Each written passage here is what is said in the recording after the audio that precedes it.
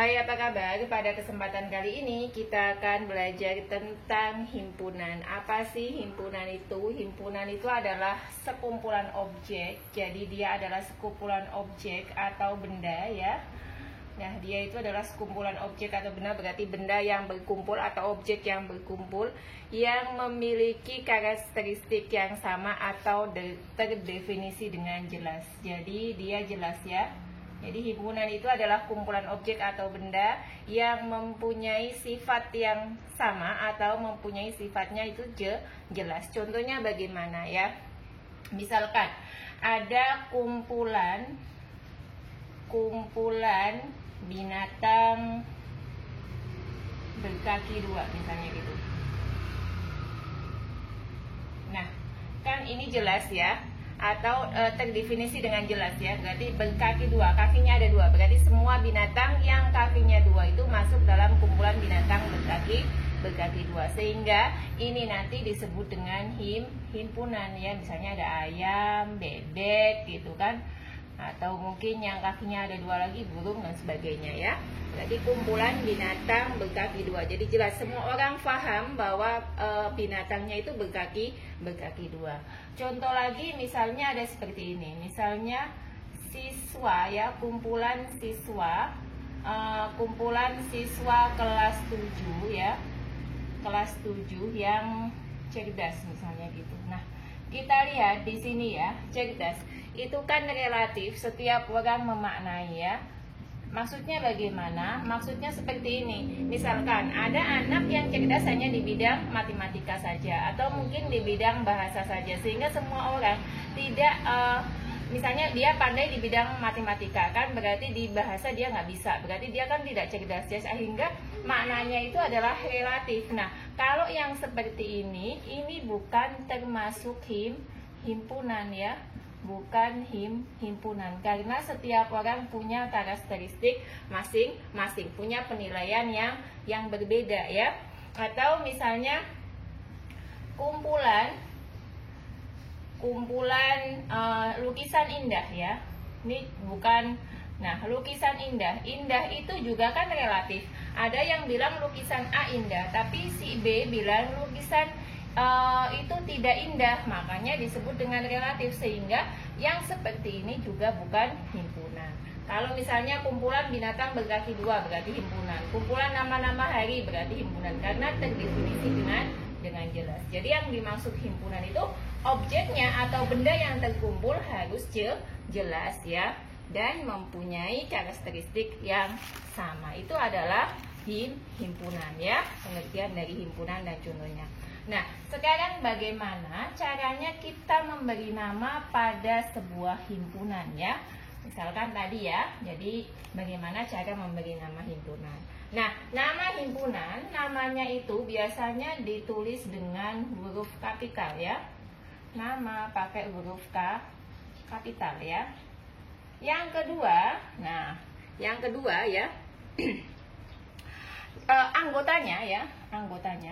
anggota ditulis dengan huruf kecil. Kalau namanya huruf kapital, kalau anggota pakainya huruf kecil ya. Yang ketiga biasanya dimasukkan dalam kurung kurawal ya. Nah, yang keempat, antar anggota diberi tanda koma. Contohnya bagaimana? Contohnya misalnya saya punya himpunan ya. Himpunan saya namanya adalah himpunan bilangan ganjil ya.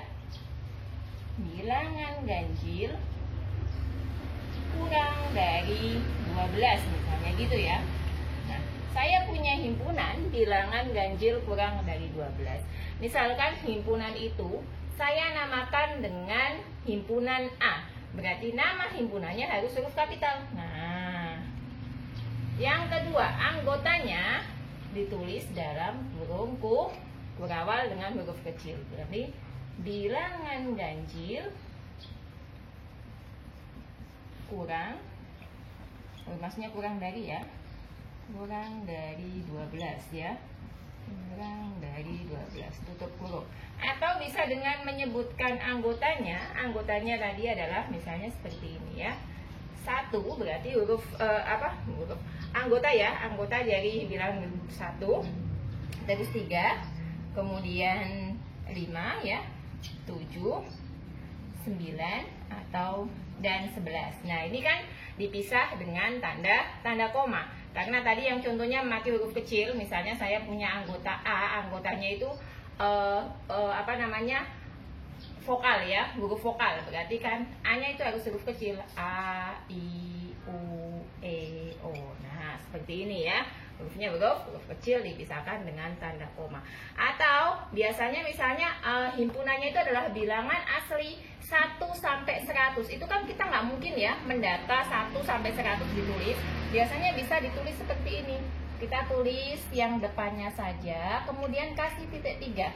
Titik 3 itu artinya terusannya berapa gitu kan, kemudian koma. Nah, berarti ini artinya 1, 2, 3, seterusnya berapa, kemudian terakhirnya adalah 100. Kalau terakhirnya tak terhingga, berarti titiknya bisa ditaruh di belakang ya. Itu adalah cara memberi nama pada himpunan. Kemudian anggota himpunan ya, jadi himpunan itu kan punya anggota. Nah, itu adalah dilambangkan dengan seperti huruf E ya. Berarti misalnya yang ini ya, bilangan ganjil, berarti 1 itu anggota dari himpunan A, kemudian 3 anggota himpunan A. Kalau 2 bukan anggota, berarti dikasih garis seperti itu ya. Di 2 bukan anggota himpunan A. Kalau anggotanya berarti tulisannya E atau elemen ya. Kalau gini berarti bukan anggota. 1 anggota himpunan A, 2 bukan anggota himpunan A, dan seterusnya ya. Banyaknya anggota himpunan, kalau tadi adalah jumlahnya ya, elemennya ya, anggotanya. Sekarang banyaknya berarti ditulis dengan NA. Nah, NA ini tanda biasa. Jumlahnya kita hitung 1, 2, 3, 4, 5, 6. Berarti anggotanya jumlahnya ada 6. Jadi N dalam kurung nama himpunannya, tutup kurung sama dengan 6. 6 ini adalah jumlah anggotanya. Nah, sekarang adalah bagaimana cara menyatakan suatu himpunan. Ada 3 cara menyatakan suatu himpunan. Yang pertama adalah dengan mendaftar, yang kedua menyatakan sifatnya, dan yang ketiga menuliskan notasi himpunannya. Mendaftar anggota, jadi menyatakan himpunan ya di sini ya. Menyatakan himpunan. Tadi himpunannya adalah apa? Bilangan ganjil kurang dari 12 ya. Berarti yang pertama adalah mendaftar. Bagaimana kalau caranya adalah mendaftar anggota ya. Kalau mendaftar anggota tadi himpunannya sama ya, tetap sama tadi. Berarti caranya adalah seperti ini. Langsung kita tuliskan 1, 3, 5, 7, 9, 11. Ini adalah cara mendaftar anggota ya. Yang kedua bisa dengan menyatakan sifatnya. Menyatakan sifat ya. Jadi sifat yang dimiliki oleh anggota himpunan itu ya. Tadi himpunannya apa? Himpunan adalah himpunan A adalah bilangan ganjil kurang dari 12. Nah, ini adalah dengan menyatakan sifatnya ya. Yang ketiga, yang terakhir ada dengan menuliskan notasi ya. Notasi. Nah, menuliskan notasinya bagaimana? Nah, kalau menuliskan dengan notasinya adalah menuliskan kriterianya. Misalnya ini A sama dengan ya, kita tulis dulu X, di mana X adalah syarat yang dipenuhi oleh X. Jadi syaratnya tadi, dari syaratnya sini ya, sifatnya tadi ya. Berarti di sini dituliskan X ya, kurang dari 12, di mana X adalah elemen bilangan ganjil ya. Nah, ini ada 3 ya. Dibacanya adalah A beranggotakan X ya, dengan X kurang dari 12, X adalah elemen bilangan ganjil. Jadi di sini ini ya, yang di sini adalah syarat yang harus dipenuhi oleh X. Nah, tadi ada 3, mendaftar anggota, menyatakan sifat, dan menuliskan notasi himpunannya. Demikianlah apa yang dapat saya sampaikan. Semoga dapat dipahami, dan sampai jumpa di video selanjutnya, ya, di kelanjutan tentang himpunan. Terima kasih.